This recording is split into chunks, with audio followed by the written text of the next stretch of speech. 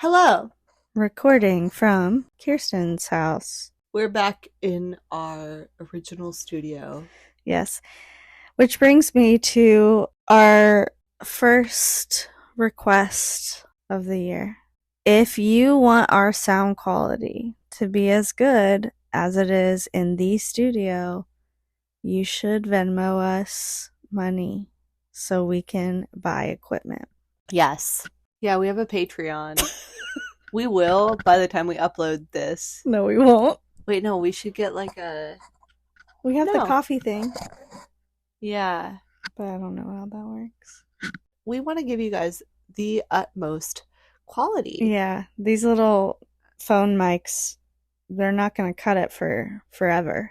You guys have been listening to us since May 2023. And have we given you one real commercial? No. No. This is ad-free quality entertainment. You're welcome. You're welcome. Let's keep it that way. Pay us. Pay us. Not to be one of those, but if you have like $2 in your Venmo account, $2 in Venmo. If it's already in your Venmo account, just like check it over. It's free. Yeah.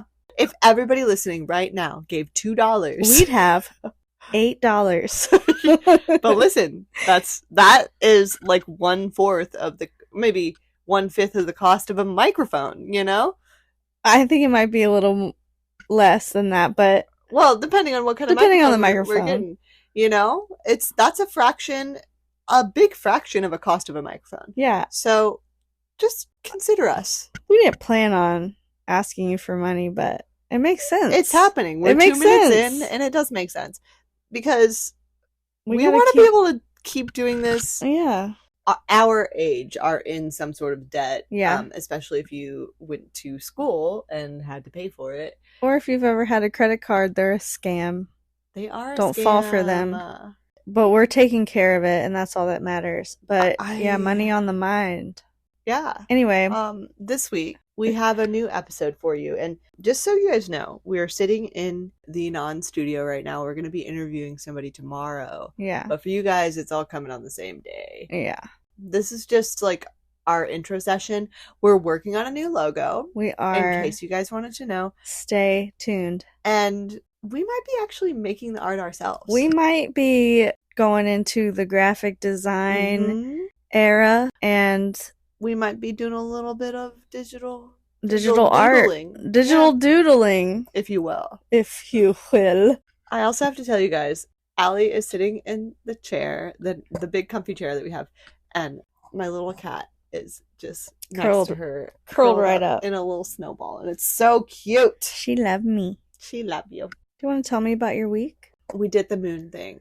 So we both did the moon thing. That's the only highlight of both of our weeks. Yeah, unless there's something else that I'm not remembering right now. But so the first full moon of the year happened this week, and we finally made it to our local occult witchy store. Yes, we both walked there, met there, and we got tarot readings. Yeah. Because, you know, you're supposed to get tarot readings if you listened to our tarot episode.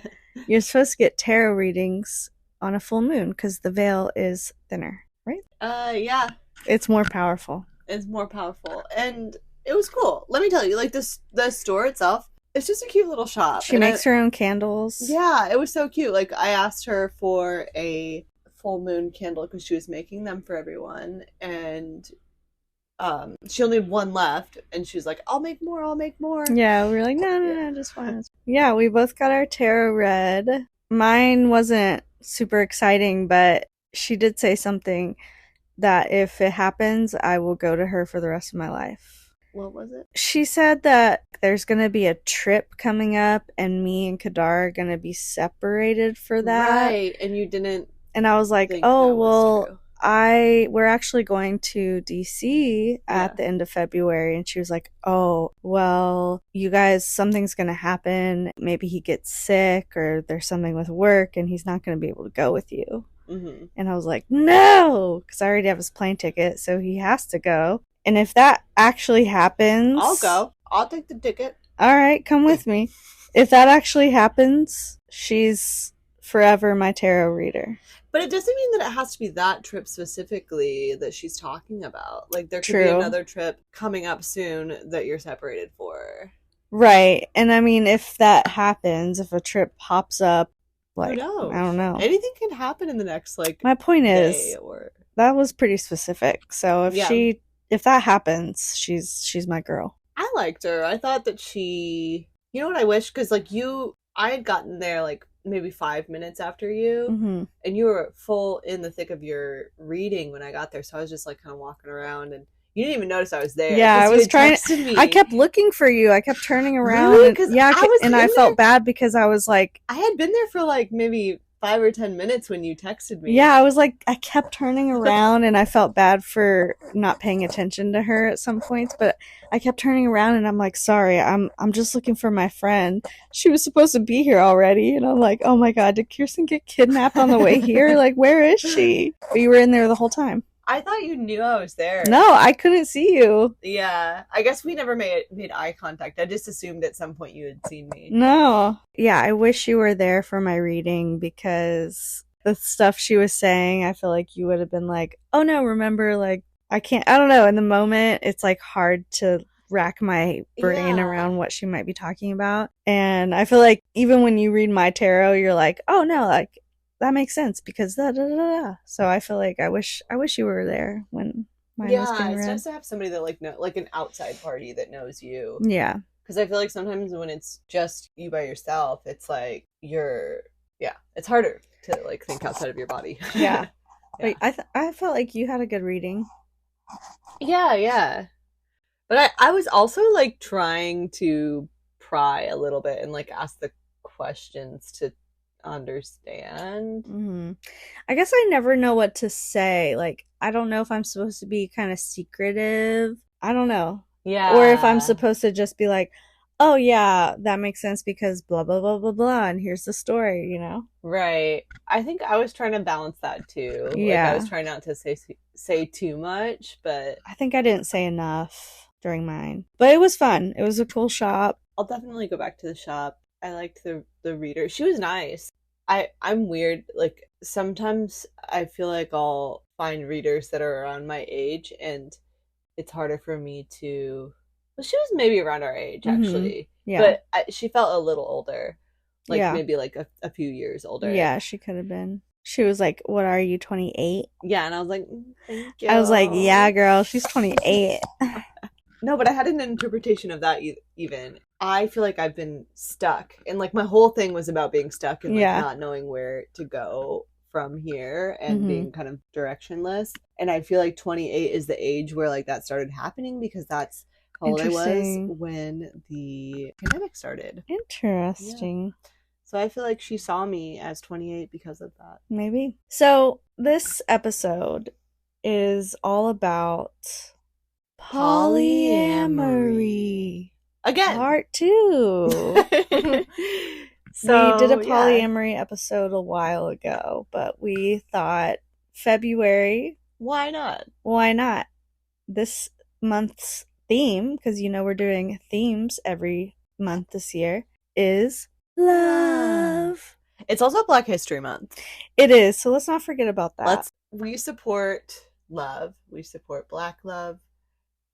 We support Black History Month. And we support all types of sexualities. And so polyamory again is happening. Yeah. And we're going to be talking to someone who has experience in this. A lot of experience. Well, it just so happens that we have 3 very close friends that we can interview on this. And this is why we're doing a part 2, because we had our other friend, if you listen to the first iteration of this, we interviewed her about it, and then we have another friend after this that we might interview for a third part. Yeah. So, and we're just trying to get different experiences. So, yeah, we have a lot of resources. So, polyamory part 2. Yeah, guys. Here it is. Tune in. It's going to be interesting. It's going to be fun. I'm Kirsten. I'm Allie. And you're listening to Thank you so much.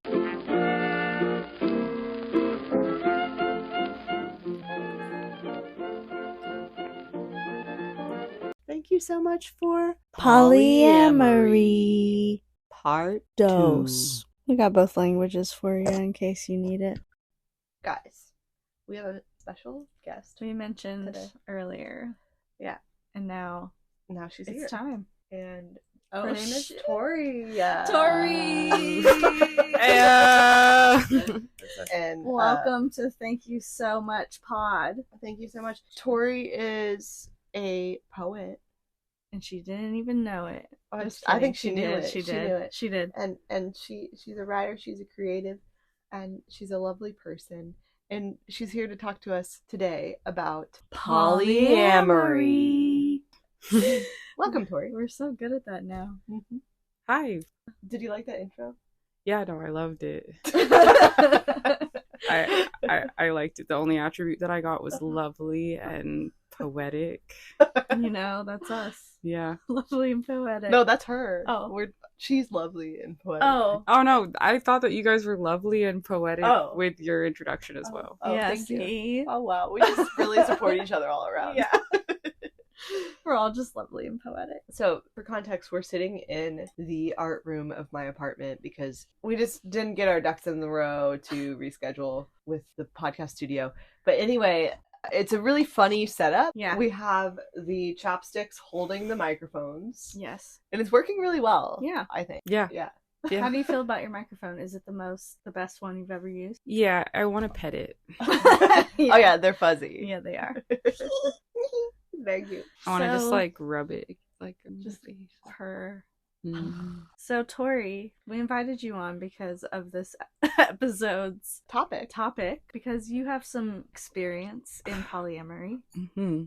Yeah, we had a part 1, and for those of you that didn't listen to part 1, go listen to part 1. We talk more about like the terms, and then we interviewed another friend in part 1. But this is part 2, and so we have more questions. Yeah, because February is all about love. Yeah, that's the theme of the month. The theme of the month. It's also Black History Month. It is. Don't want to forget that. First day of Black History Month is today. It'll be yesterday for all you listeners. Yeah, that's right. Mm-hmm. If you listen tomorrow when it comes out. But yeah, lots going on. So anyway, Tori. So how did you start in the poly world? Did you ever think this was gonna be for you? Yeah, well, honestly, in my brain, I feel like I tell myself that it starts with Weecho, but it's actually not true because my college boyfriend and I, Sawyer. So essentially, in college, I dated a lot of people who lived in California because I think that low-key I was just gunning to get to California. Yeah, because you're not from here. Yeah, where are you from? I'm from Rhode Island. And yeah, I fell in love with Sawyer. He was 1 year older than me. He was all done with school, and I still had more to do in Boston. So we went to our separate cities, and then we were like, oh, it's okay to see other people, even though, like, we're still boyfriend and girlfriend. Okay. And you can't, obviously, like, fall in love with anybody, but, like, let's go on dates. Like, we're polyam in that way. Okay. So you were doing it before it was cool. Yeah, I kind of had I kind of dipped toes in it and found it sort of...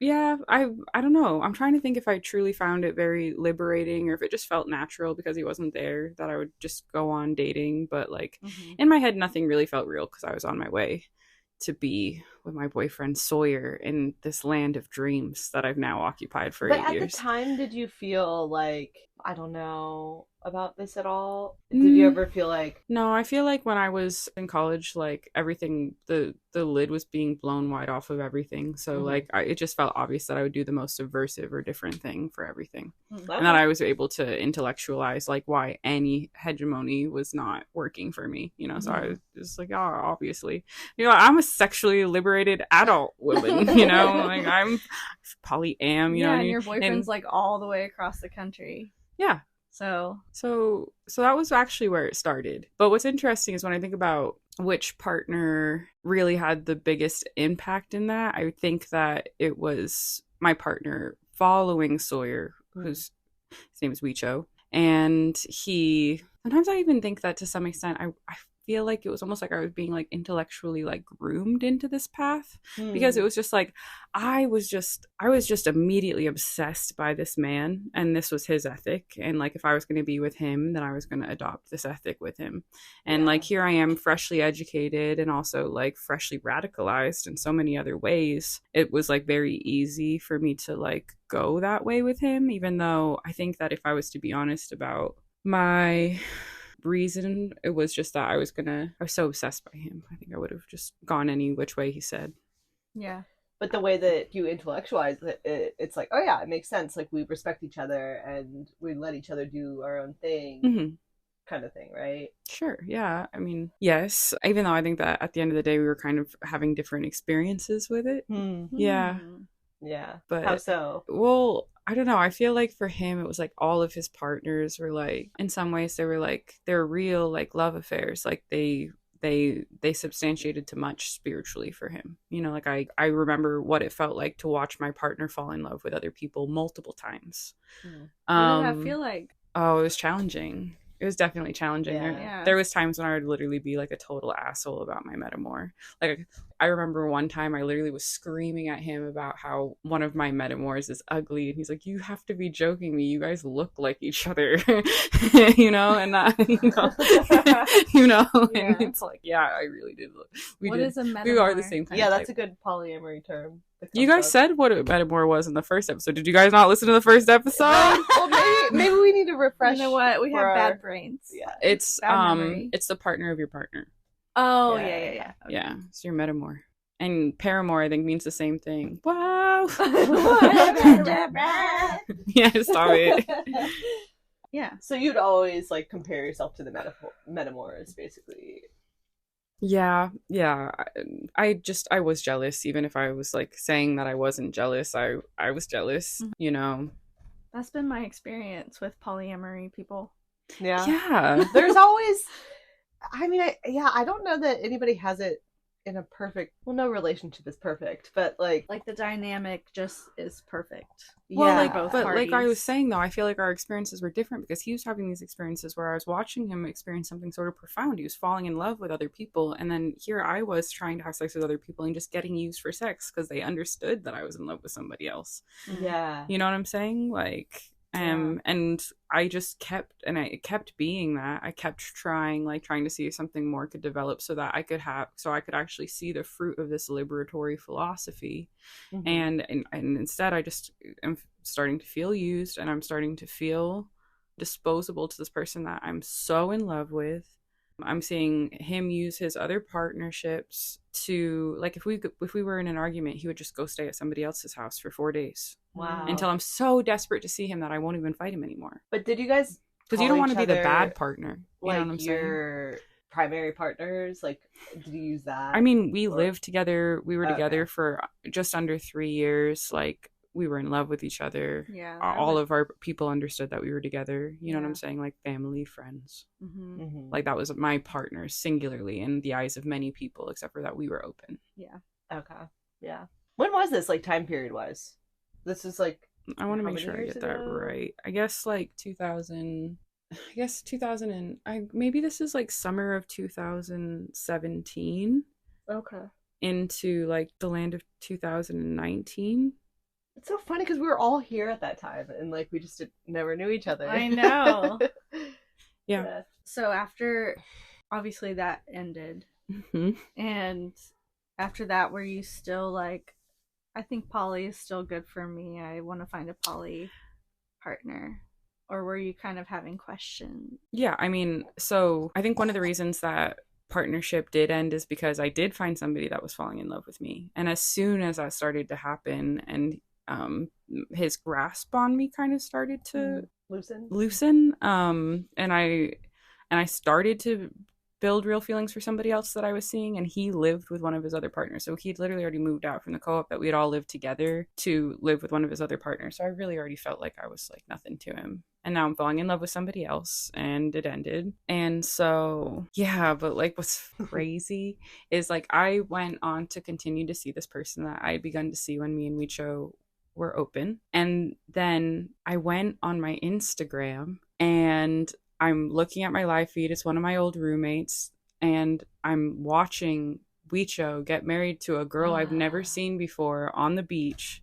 What? This is like literally like 3 months maybe after we really had broken up, like 3 months after we had stopped like having sex and like being partners. So I lost my fucking mind.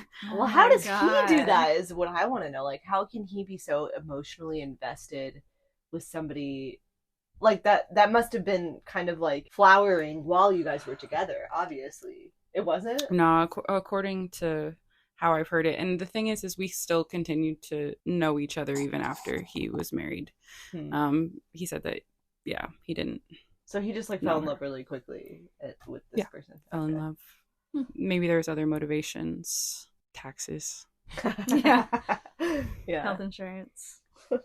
But the thing is if you had asked me in those months following if I was still polyam, it's like, yeah, I'm queer, polyam, you know, like ethical non-monog baby, you know, like that was just a part of my identity. But what was interesting is I was basically practicing monogamy with my new partner because he didn't know how to have those conversations about ethical non-monog. And then even having my radical open philosophy, he still managed to find a way to cheat on me. So, dude, that's so this is what the fuck is wrong with polyam, folks. Yeah. You're listening to me? I think it's like it's really hard to be on the same page with the other person. Like there's got to be a lot of trust. I feel like everything has to line up perfectly. Like that person almost has to be the one for you. You can't be in this like mode. See, but then you understand the irony of saying then that person has to be the one for you to be able to successfully do right non-monogamy. Right. Yeah, but then it doesn't make sense. That's your brain saying that shit just does not make sense. Yeah. And I mean, honestly, I don't care if you want to do that. That's fine. It never made sense to me personally. Because I'm just not, I can't watch my partner fall in love with someone else. I can't. I would go insane. I would too. No, like I'm a Pisces, of course I'd go insane. Devastating. It was devastating when it started happening. Like literally, like I had a note in my phone where I was writing poetry, and like the top of the note was literally just her name.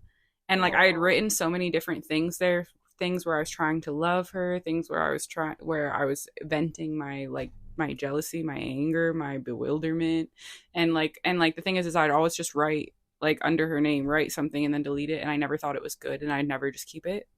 But one time he was like writing a note in my phone like for me, and he saw that was there, and then he was like, "Why is there a note that literally just has my girlfriend's name on it?"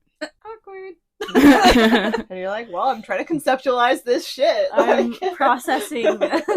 But well, that like brings me to like kind of my understanding, or kind of what I'm coming to believe, is that polyamory is this idea of like, it gives me a sense of like a community where like you all know each other and trust each other. But it seems like in that situation, you didn't really know the people that he was seeing.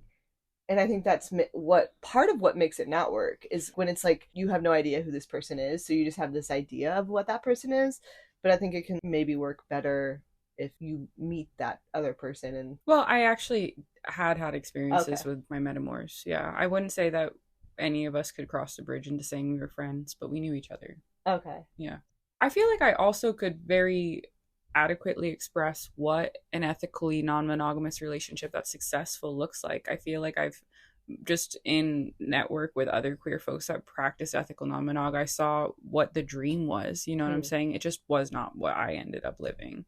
Like I obviously like the idea would be that to see your partner fulfilled in their relationships to others would also fulfill you, and like being able to reconcile to yourself that you have an absolutely irrevocable place in this person's life and that they love you, and yet still that there's more for them, and like being able to kind of work through like, yes, like the profundity of like the bond that you make inside of sex, but also being able to rationalize that there could be need for sexual energy and eros between themselves and others, you know what I'm saying? Like, and just to see them be happy and to see them be fulfilled by other relationships and to still feel secure, you know, especially if like that stance of being ethically non-monogamous is in an effort to prolong you guys' bond to one another. You know what I'm saying? Like literally for some folks, it'll be the thing that makes them be able to stay together, because otherwise they their natural proclivity would be to cheat. Yeah. Because of how their feelings, how they rationalize what they want from their sex life while they're immortal on Earth. You know what I'm saying? Like, since not practicing ethical monogamy, like even entering back into regular monogamous dynamics, even if I wonder if I hadn't had these experiences in non-monogamy, if cheating would still be something that I'd have to struggle with. The thing is I will enter into monogamous things and then I will be thinking about like wanting to have things with others. Yeah, because you've had that's like another phase where you did have a relationship that was monogamous. Yes. Essentially. And it was a pretty like significant long relationship. But that's like years later in the timeline. But yeah. I don't know. But that like reminds me of the word compersion, which I don't think we talked about, but it's the idea. I mean, you basically defined it in your explanation there. It's like find love for your other person finding love, or like see love in that. Yeah. Like that gives you a full heart. Yeah. Seeing the other person having that. Yeah. What are your feelings about it now, to this day? I don't know, dude. I don't know. Well, it's different because like you used to be really now I'm realizing that on some level I need, like there's tiers to how monogamy could work. And sometimes I think that maybe hierarchical non-monogamy could work for me. Where, okay, here's literally what I'm starting to think. It's like, I think I'm realizing that I would like to have a lifelong partnership. I think I'd like something akin to a marriage. Like I want to fall in love and I want it to be like a lifelong thing. I want to build a household and I want to maybe even have children if we can get ourselves to that place. And yeah, I just want it to be known to the world. And who I envision doing that, even as a queer woman, I envision doing that with a man. I've also reconciled that with myself. Like, I want to maybe get to a space of being with a man and being able to literally have our children. But then in my brain, I'm like, does that mean that I'm never going to have experiences with women or with trans women again? Like, I think that's what a lot of bisexuals deal with. Yeah. I mean, we deal with that. Yeah. I mean, I do for sure. Like I've talked to my partner about that before. Yeah, that's really hard for me to think because it's like we're mortal, you know what I'm saying? Like, so when we're talking about making lifelong commitments, it really does kind of make me think, I'm like, I don't know. But then I'm also just like, but I guess even when you're married, like in a queer partnership or whatever, isn't the idea is that you've met your person? There's a singularity to it. It doesn't matter, like me as a pansexual person, like that doesn't mean that I need to have every type of thing that I liked. Like it's like, should I still be looking to make the bond with my person, and then that will supersede anything else that I could want for my sexual life. And when I self-evaluate like on that question, it's unclear to me. I just feel like, I don't know, I feel like I could be very deeply in love with somebody and still be missing those other parts of my experience. Yeah. I mean, you also might change your mind on that thought of seeing yourself with a man in the future, because maybe you find, literally true. Yeah, definitely. Maybe you find the one. Yeah, maybe I'll get sick of men. Like, or maybe you'll just happen to fall in love with a woman, and that's your destiny. Yeah. I mean, that's the craziness of it, and I think that like both Allie and I are in committed relationships with men. I mean, Langston is non-binary, but like male presenting. And that kind of world of like queerness is a little different for sure. But I think that all the time. I'm like, well, I feel like, oh, am I missing out on this queer world if I end up in this? I think that too, but I will say I feel like I don't miss it right now. And that's good for me. As long as that person fulfills you. And I really, I think because I am so in love, I don't even care about. Okay, but what about something like you're with your husband, you're set, like you got your person, that's your best friend, you're chilling. But you also happen to have some less than platonic relationships with women that are around. Like, not to talk like anybody else's business, but give us the tea. Whoa. Okay, so I found out that no, well, it's literally my mom. I found out that I found out that one of my mom's like close friends, that their relationship wasn't totally platonic. Yeah. And with a lady? A woman. Yeah. So somebody that's like an auntie in my mind. Yeah. Oh shit, that's and then when I understood, I was like, oh, y'all's relationship isn't totally platonic. And the thing is both of them had long-term boyfriends and everybody knew each other for a very long time. And for some reason, like this just wasn't. It just was like I think especially because men can rationalize sapphic sexual experiences.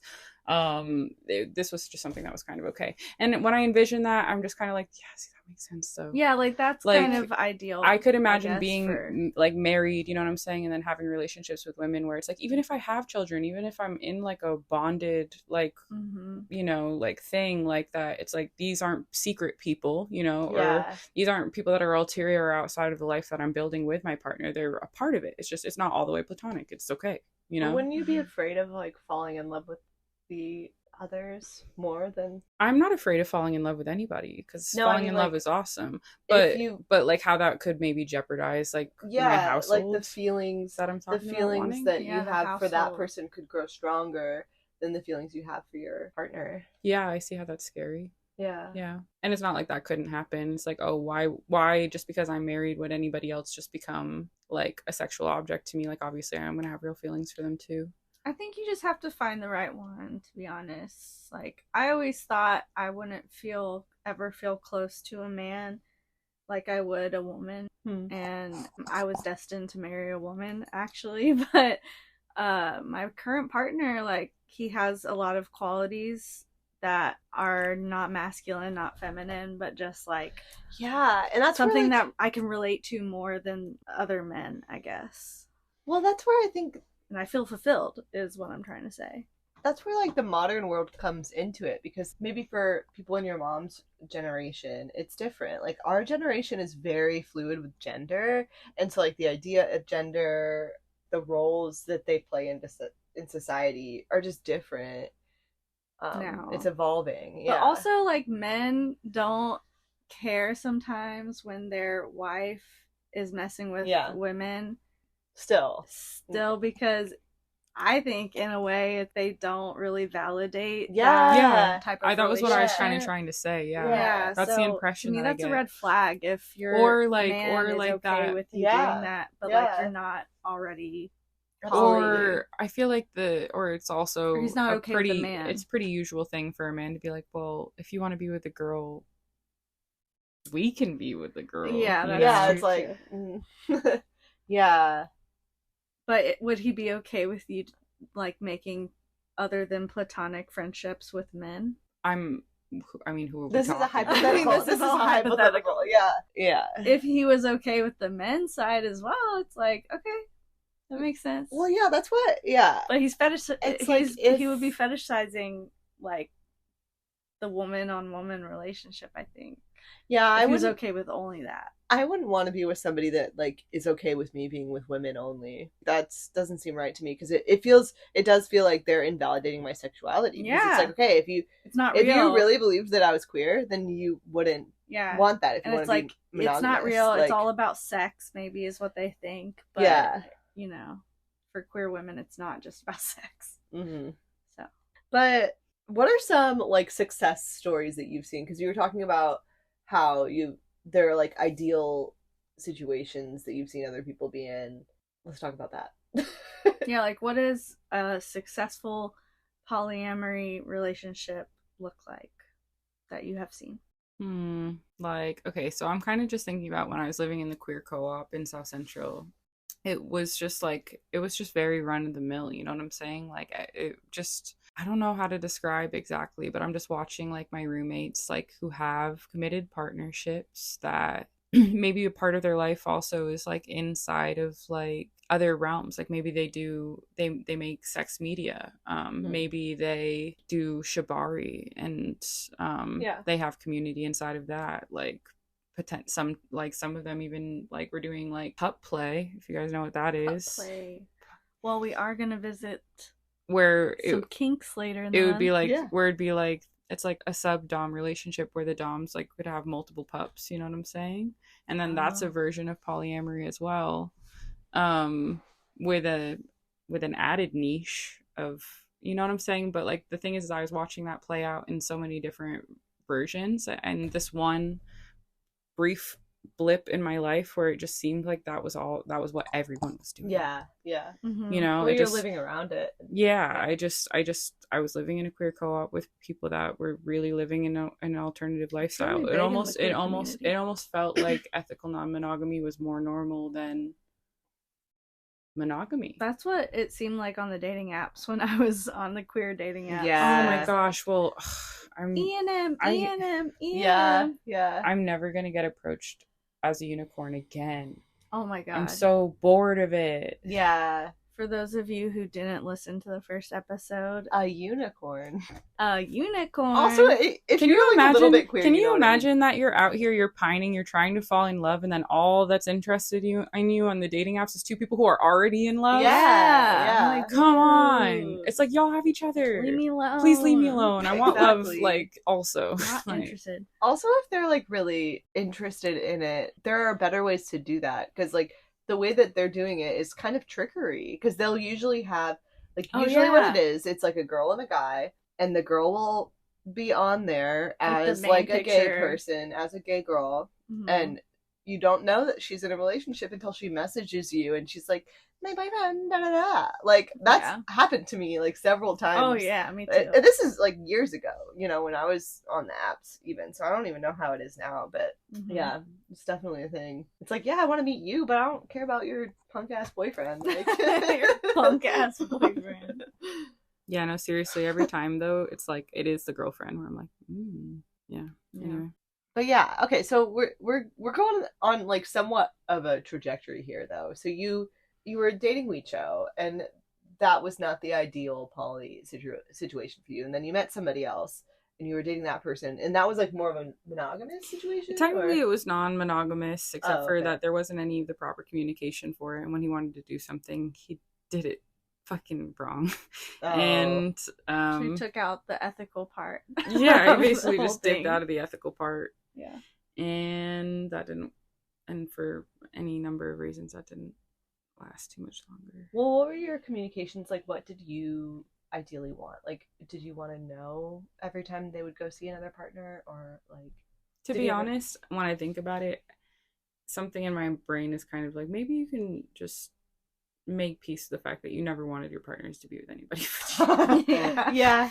Well, it's like something This you is try. different, Tori, Yeah. because like you really, I mean, this must be like within the last few months that you've been feeling this way, because this is different from what conversations we've had before. No, I mean, it's true, but it's literally also just the fact that now I'm at the end of my 20s and I'm starting to think about what am I going to have to do to cycle myself up and into the cream of like a life where I am securely attached and Yeah. have a clan around myself that I just feel belonging and that I can like ease into, and I can relax and decompress my nervous system and kind of like stop spinning my wheels and maybe like gently like ease my way up over the mound of fucking poverty and just like all the other discomfort that we're feeling here in our late 20s, you know, like Mhm. and Our when late 20s. Yeah, our late 20s. like We sure are feeling that way. 28 over here. We're, you know? we're all 28. I'm having my 29th birthday in June, but we're gonna have my 30th birthday. You're We're gonna skip it? 29. Yeah. I would recommend. Yeah. I Yeah. didn't really. I can just have 29's two whatever. years of being 30, you know what I'm saying? Yeah. I think that would be easier than like turning 30 in 2025. Yeah. No, you're actually lucky to do that, because I turned 30 during the pandemic. Me too. And it It sucked. sucked. Her 30th birthday. Her my 30th God. birthday. It was like March 13th, like right before My the Robert. lockdown. Yeah. We went on lockdown the Like 2 days 15th later or something. Yeah. And I had a little party, and people were like, "Oh, I don't think I can make it because I'm scared of COVID." But I went. I was like, and it's we were fine. like, "Okay." And then, yeah, it was pretty small, and I was supposed to go to Boston. oh That yeah, got that didn't canceled. happen. And like literally the next day or 2 days later. I remember we walked with Jocelyn, we walked like a mile to the nearest bar, and the guy was like, we're like, it's not happening. Like, things are going to stay open. We were like, taking shots and he's fine. like, my boss isn't closing. He already told us like there's no way we're closing. And then 2 days later, everything closed. So you were 30. I was 28 when it started. Yeah. But then turned 29. So lucky, you should be happy that you're turning 30 and you're not in lockdown. Okay. Yeah. Yeah.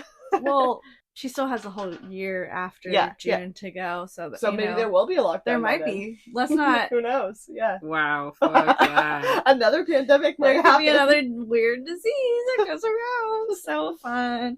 Hopefully not, though. Hopefully not. But if you're turning 30 this year.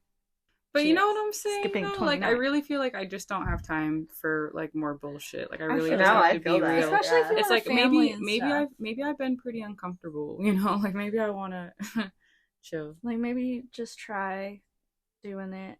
And you said right now that you're kind of moving in that direction, right? Yeah. I mean, like, I don't know.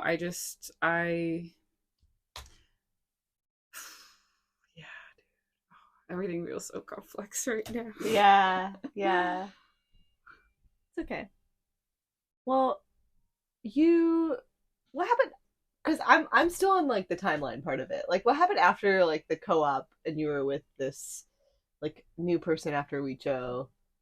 What was the after that? Wow,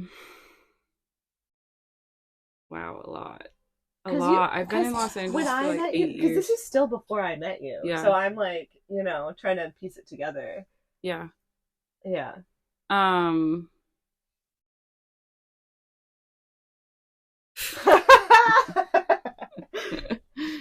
Wow. Yeah, my mom is literally at the point of like she doesn't want to know anybody's like name of who I'm dating until like deeper and deeper into it every time. She's like, I can't remember everybody's like names because especially with non-monogamy thrown into the mix, it's like, I've been with so many people for a year or 2 years of my life, Yeah. All right, let's take a break and go to our segment of the week.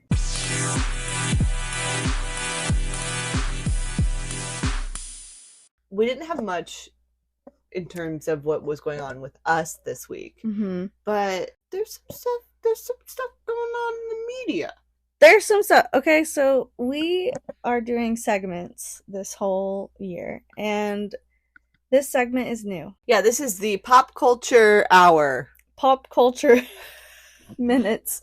This is a pulp culture segment of things that are happening right now. The pedment. The pop. We'll workshop it. Yeah.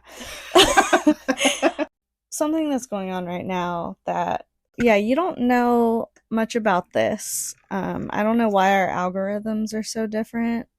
Well, I don't think they are, but like for some reason I'm just not on this one. The girls are fighting. The girls are fighting. But I feel like they never really got along. Well, they did, because they did a couple songs together. Well, yeah, but like I feel like Nikki just has beef with everyone, it seems like. It's because she was the OG. She's the OG rapper. Like of our generation. Of our generation. But she was the only one of our generation that like really, as solely a rapper, female rapper, like made it huge. Yeah. And she was the one for a long time, and so. Yeah, and I mean, she's got bars, she's, but the girls are fighting because, well, I'm not sure if this is true, but I heard that Nikki started liking mean tweets about Megan. Oh. And that's kind of what started it. I could be wrong, but that's what I saw on Twitter. Okay. And basically that might be what started it, but they are not getting along right now. And Megan put out a single called Hiss, came out January 25th. It was pretty much just like a fuck you track, like fuck all my haters kind of thing. But it was towards Nicki Minaj. I don't think it was just towards Nicki Minaj, but she it's the has a timing of line. it. She has a line in the song that is definitely towards Nicki Minaj. Okay. These hoes don't be mad at Megan. These hoes mad at Megan's Law. Okay. To break that down for you, Megan's Law is not because of Megan Thee Stallion, but in 1994, it's named after a little girl. That is the federal law which requires law enforcement to make information available about registered sex offenders. That's why we can nice. see who's a registered sex offender near us and stuff. Yeah, so Megan's Law is that. And then people think that it's a dig to Nicki Minaj's husband, who is Kenneth Petty, who is a registered sex offender. Oh, shit. Yeah. I don't, that feels like it's reaching, but also it doesn't. Like, it seems like it could be true. In the hip-hop community, everyone knows that it is about Nicki Minaj. All right. So Nicki Minaj's husband was convicted of attempted rape in 1995. Ew, how old is he? I'm not sure, but it was an assault on a 16-year-old girl. He served 4 years for the incident. He also served time for manslaughter in the first degree for killing a man in 2002. Was it self-defense, though? I have no idea. First degree. So. I know. Yeah. But, that's a little, that's a little questionable on Nicki's part to be married to someone like that. Like, the murder thing, for some reason, I'm less concerned about that. I know. For some weird reason. Me too. But the sex offender thing is you're a sex offender. Right. Tried to rape somebody. Right. So, and you did time for it, so it was proven. Yeah. So yeah, that's a little bit questionable. Yeah, questionable. After that, Nicki she went to Instagram, kind of started talking shit about Megan, saying that she's got a big foot. A big foot. She's Bigfoot, she's she's tall and big and whatever. Referencing Tori Lanez shooting her in the foot, maybe it's not true, or maybe I don't know. She was just talking a bunch of shit. So Nicki made a track back, basically coming back at Megan, and it's terrible. Is it I'm not gonna lie to you. It's a track, or is it It's a single or whatever. Okay, it's not good. No. Oh, also, Nicki says something about Megan's dead mom. Oh shit! Yeah, so she kind of hits a low blow. She kind of hits below the belt. One of the lyrics in her songs, "Bad bitch, she 6 foot. I call her Bigfoot. The bitch fell off. I said, get up on your good foot." Here's the thing: Nicki has bars, but she's not with the times. She doesn't realize what is offensive now. Right, but not clever. Right. It's like your shit can be clever, but there's a certain level where it becomes offensive. Well, it's what year is this that we're making fun of women for having big feet? That's so lame. That's super lame and stupid. Yeah. And it's not clever because Megan has big feet because she's a very tall woman. It's not clever at all. There's nothing she can change about that. Yeah, but, and it's your not a bad husband thing or whatever is a child molester. The whole thing is so. I was so unimpressed. I was like, what? Is it cryptic or No, it's just not good. Yeah, I'll play it for you. I don't think we're allowed to play it on the podcast. Yeah, I think there's a certain. I'll play it for you after this. Seconds, but Megan is clearly winning in this, but. You said something about perhaps a publicity stunt. Yeah. So when I first heard of this, I immediately thought of our publicity stunt that we did. When did we do that? We did it a long time ago, and should we do another one? We should. We made it seem like we were beefing. Kirsten, I don't even know. It was on Instagram. On just the story, right? Yeah. Yeah. And a few people thought it was real. They did. But it made me think of that, and I was like, you know what? What if they just want to be relevant and want, they know that this is a publicity stunt, and they're just like, all right, now fight. Put out your tracks, get people talking. 100%. Some people think it's super, super real, and they actually have issues with each other. I think it's maybe a little of both. I think it's probably not that deep to either of them. Right. But they're like leaning into it. Right. Because they know it's like giving them publicity. Yeah, that's probably like, true. It's probably like, yeah, okay, that was a little offensive. Let me clap back because I know that people are gonna. Yeah, it's like trending. Yeah. You know? Yeah. But Megan's hiss is like power move. Like she nailed that. Yeah, I just feel like Nikki's really. She's slacking. She's slacking, man.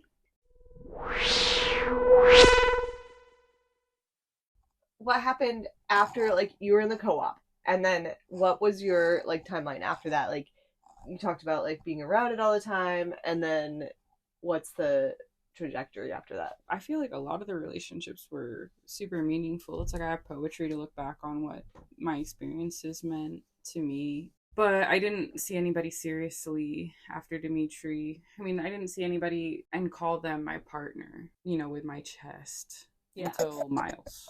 Yeah. We know Miles. We know Miles.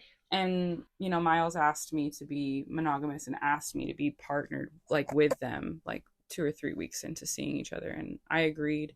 And I had this feeling in my heart of like, yeah, maybe if I just commit to being monogamous, like from the jump with this person, that'll keep it pure and it'll help me to grow into the strength of the bond that I want to have. And then whoop-de-doo, I'm the one that's like thinking about infidelity and wanting to be with others even while being in love with Miles. So that's the pickle. I think like that situation was more like you were in different places in life, you know, and it just wasn't the right time, not the right person at the right time situation. Not that like you needed to be poly, it just wasn't the right person for you, you know. That's what I think from an outsider situation. But now, in your space right now, you feel like you're wanting to explore monogamy. Yes. Okay. I mean, yeah, like my friend, we were literally in the car driving, and my friend was talking about how they practice like non-monog, and I just like bursted out with like, just say that you're a hoe.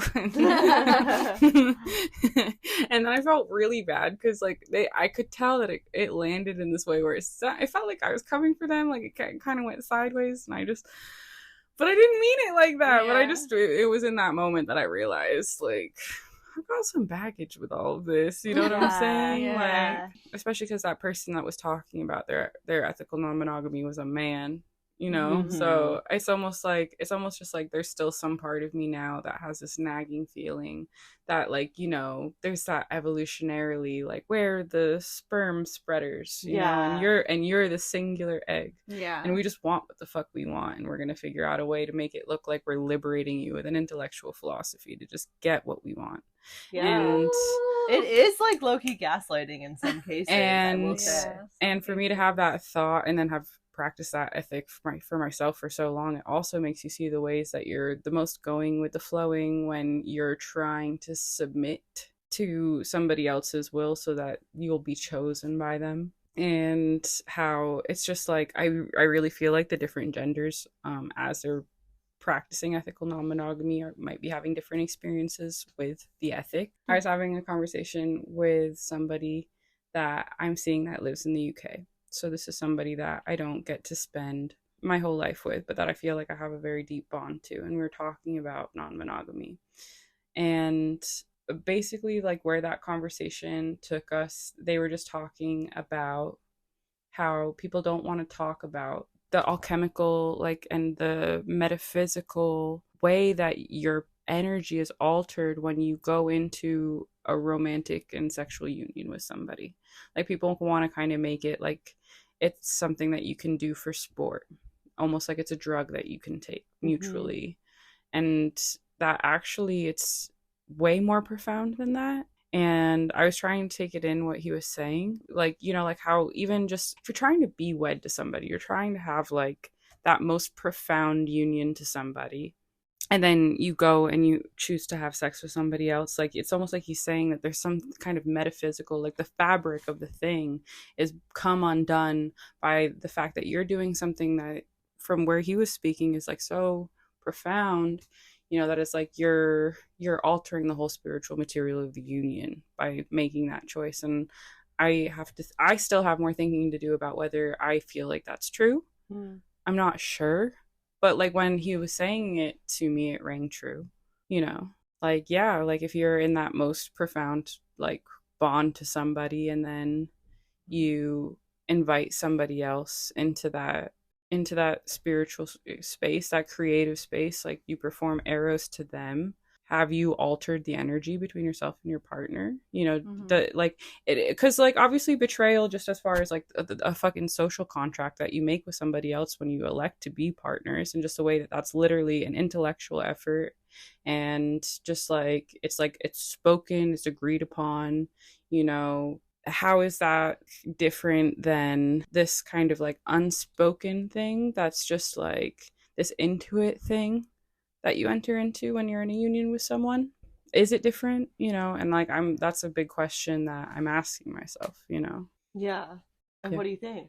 You're not there yet. The way I'm experiencing it right now is I really do think that when I do go to have a sexual experience with somebody, that it is very profound. I feel like even the instances where I thought it was just a one-off, it was like a drunken, like whatever, and it was like still somehow the narrative of it, it's just become part of like the thread of like my life and like my idea of myself.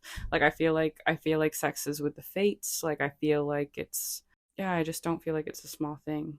I think it's harder to, everybody's different, but for me personally, it's harder to enjoy unless I really have like that bond with somebody, and it's hard for me to make those bonds like simultaneously with other people. It's hard for me to conceptualize how people are like, oh, I'm in love with like 5 people. Me too. Okay, here's a poem. It's a poem I wrote called "I Swear to God If the Next Man That Touches Me Does So Without Any Soul in It." Do you want to read that poem to us? Yeah, I could literally read a portion of it. Yeah. What doubt could there be that no 1 second will ever culminate to more than when your soul rushed to your mouth and your mouth rushed to my open hand? This is the incantation by which we draw oil out from water. We graze each other with our own winds to become taut.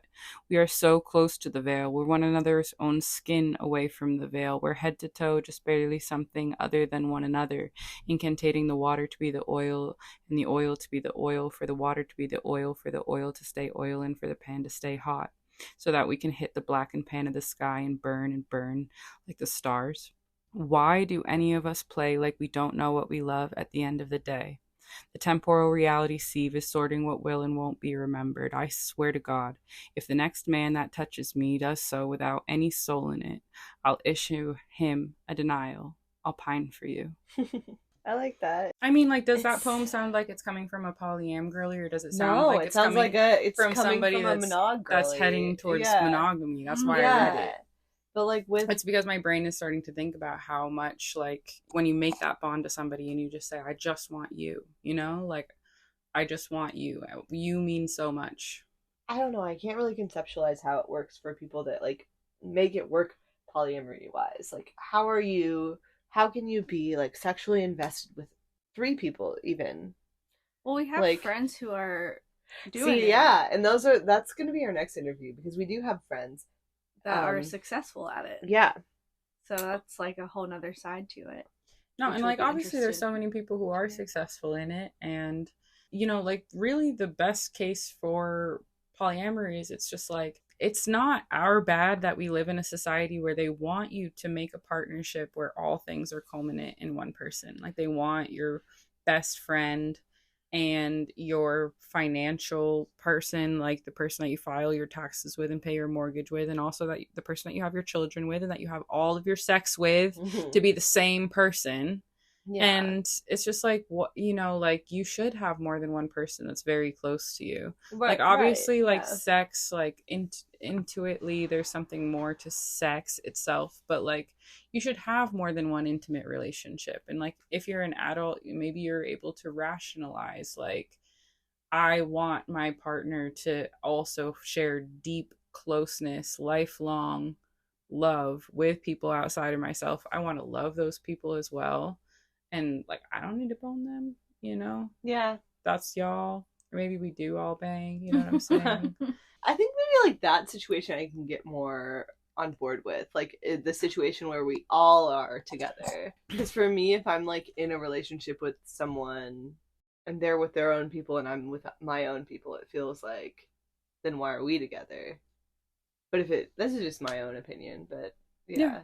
That's what it is for a lot of people. But then Yeah. also there's the potential too for like you to enter into a polycule and then for somebody else to kind of be like, you're the main dish and try and just be with you. That happens all the time.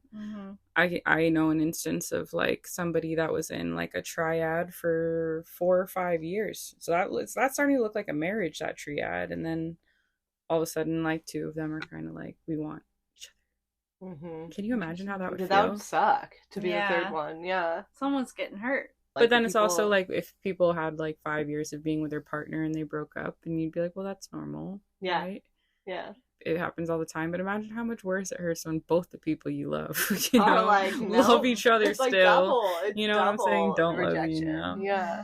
Fuck. You know what I'm saying? And it's just like, I want to experience it for myself, but I don't think that I have in my experiences with polyamory, like, been able to have a sexual experience with somebody else and not understand the way that now my bond with the other person is altered. It also sounds like in a lot of your situations you haven't been the one that started the whole polyamory idea of it.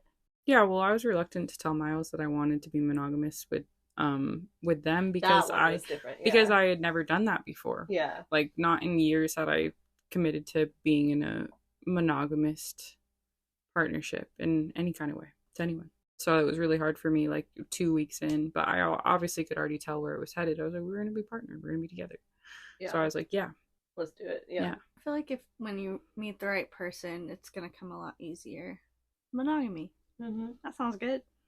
I mean, I think it does. It's like already starting to happen for you. Yeah. You're dating people that are just older. Like, I think not that age has everything to do with it, but I do think that, like, the certain like phase in your life, you've dated enough people and you're like, okay, let's just settle down or something, you know? Yeah. Well, it's nice to have the security too. Yeah. Like, of monogamy. It really is, yeah. But again, you can still have that security and be poly. It just depends on how you do it, I guess. Yeah. Well, poly still a topic that we have more to talk about. Yeah. But it's been lovely to hear your experience with it, and it's so cool to hear like the trajectory that you've been on and like where you're coming to now. It's beautiful, and it's cool to see be your friend and part of that journey. Things are changing for you. Yeah.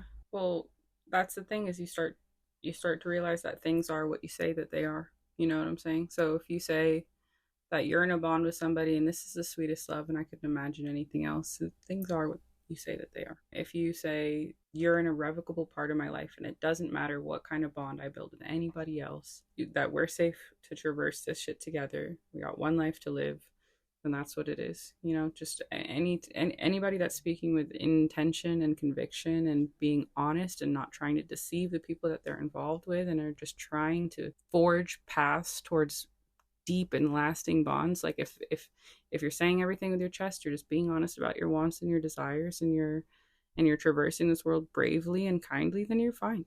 Yeah. You can do that as a monogamist. You can do that as a non-monogamist. There's a lot of different ways to experience love for all of us out here. Can't love people wrong if you love them.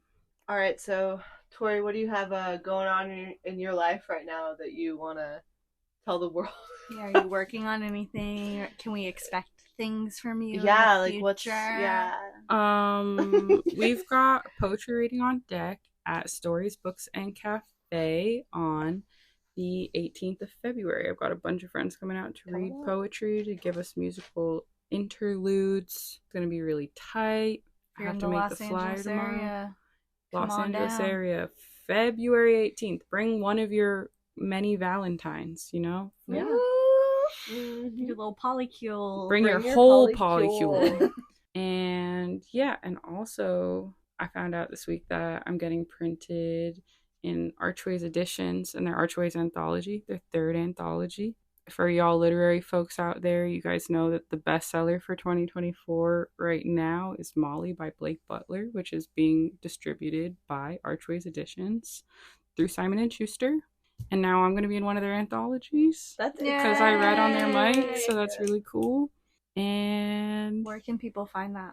At a bookstore near you. Simon Schuster is very well distributed. But yeah, order the Archways editions. You know, it's not just Molly by Blake Butler. We got other stuff. Cool. Well, thank you so much Thank you so much thank you for so being much on our podcast. And It was fun. Yeah. Guys, don't forget to follow us on Instagram. Thank you so much, pod. Send us emails. Thank you so much, pod@gmail.com. And Just find us. find us. We'll be around. Buy us a coffee. Oh, buy us a coffee. We have a link for you. We have a link. We sure do. We're gonna upload it right now. It's gonna be there Upload it. on this episode. It's gonna be there. Yep. Yep. Give us $1. Give us $1. Please. And love you so much. So much. Thank you. Thank you. Bye. Bye. Mwah. Mwah.